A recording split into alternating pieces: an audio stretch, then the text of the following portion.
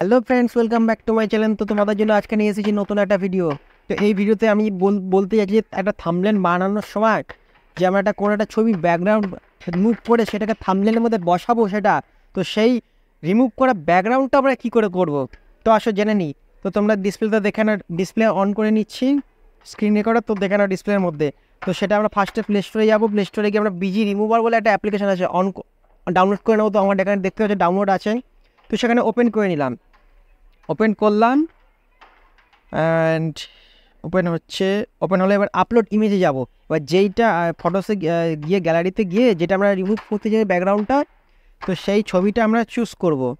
তো এখানে দেখে নিই কোথায় আছে সেই ছবিটা, তোমাদের একটা ছবি চুজ করে দেখাবো। তো এখানে ফাইলে দেখতে পাচ্ছি আমার অনেক রকম ছবি রয়েছে, তো সেইখানে যাই।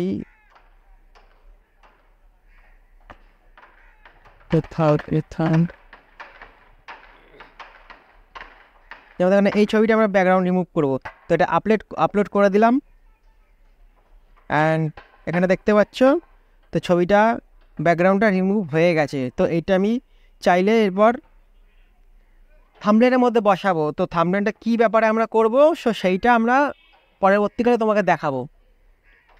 এর পরের ভিডিওতে তোমরা দেখতে পাবে আমি থাম্বনেল কীভাবে বানাবো, ঠিক আছে? তো রেডি থেকে নেক্সট ভিডিওর জন্য, ভালো লাগলে আমাকে ফলো